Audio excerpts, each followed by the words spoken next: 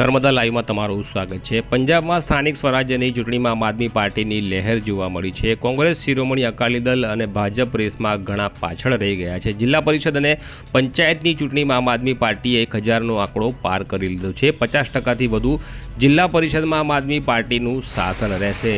જિલ્લા પરિષદમાં 346 ઝોન છે, જેમાંથી 22 આમ આદમી પાર્ટીનો નિર્વિઘ્ન વિજય થયો છે। બાકીના 324માં 322ના પરિણામ જાહેર થયા છે, જેમાં 201 પર આમ આદમી પાર્ટીનો વિજય થયો છે। ત્યારે પંજાબની સ્થાનિક ચૂંટણીઓમાં આમ આદમી પાર્ટીની પ્રચંડ જીત થતાં નર્મદા જિલ્લાના રાજપીપળા ખાતે આમ આદમી પાર્ટીના કાર્યકર્તાઓ દ્વારા ફટાકડા ફોડી મીઠાઈઓ વહેંચી ઉજવણી કરવામાં આવી હતી અને આવનારી ગુજરાતની સ્થાનિક ચૂંટણીમાં પણ આમ આદમી પાર્ટીના ઝળહળતા દેખાવાનો દાવો કરાયો છે।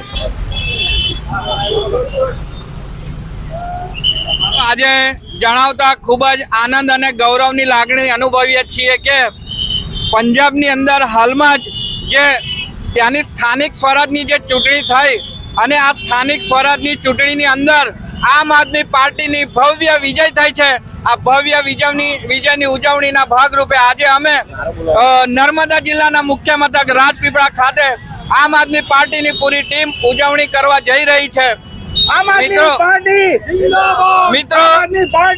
મિત્રો આપને જણાવી દઈએ કે હાલમાં જ હજી માત્ર 4 વર્ષ થયા છે પંજાબની અંદર આમ આદમી પાર્ટીની સરકાર બને અને પંજાબની અંદર જે આ પ્રથમ વાર જ જે સ્થાનિક સ્વરાજની ચૂંટણી થઈ તો આ સ્થાનિક સ્વરાજની ચૂંટણીના અંદર પંજાબમાં જિલ્લા પંચાયતની 343 સીટોમાંથી આમ આદમી પાર્ટીને 219 સીટો મળી છે અને કોંગ્રેસને 56 સીટ અને ભાજપને માત્ર 7 સીટો મળી છે। અને તાલુકા પંચાયતની સીટોની વાત કરીએ ત્યારે તાલુકા પંચાયતમાં 2835 સીટોમાંથી આમ આદમી પાર્ટીને 1558 જેવી બહુમતી જેટલી આટલી બધી મેજોરિટી સંખ્યાની અંદર તાલુકામાં જીત થઈ છે અને કોંગ્રેસને 610 અને ભાજપને માત્ર 64 સીટો તાલુકામાં મળી છે।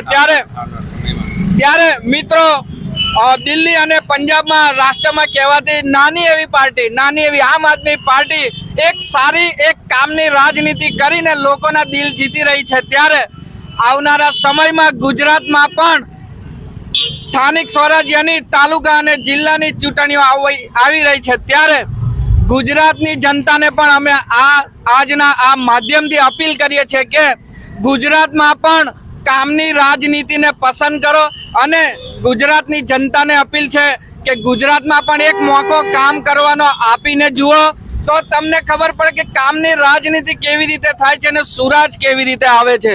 આજે 30 વર્ષથી ભાજપની સરકાર છે, જનતા ત્રસ્ત થઈ ગઈ છે। જનતા ત્રસ્ત આજે અમદાવાદમાં જ્યાં જોશો ત્યાં ડિમોલેશન અને અમદાવાદના બધા જ મોટા શહેરોમાં ડિમોલેશન, લોકોના ઘરો તોડી પાડવામાં આવ્યા છે। ત્યારે ગુજરાતના બીજા લોકો પણ સમજે કે વારા પછી વારો દરેકનો આવવાનો છે, એવું નથી કે આ ખાલી અમદાવાદનો જ છે, બધી જ જગ્યાથી આવવાનો છે। મિત્રો એટલે સુશાસન કોને કહેવાય તેનું ઉત્તમ ઉદાહરણ આજે પંજાબની સરકારે આમ આદમી પાર્ટીની સરકારે પાડ્યું છે। ત્યારે ગુજરાતની જનતાને 2 હાથ જોડીને અમારી અપીલ છે કે એક મોકો ગુજરાતમાં પણ અમને કામ કરવા માટે ગુજરાતની જનતા આપે એવી અમારી નમ્ર અપીલ છે।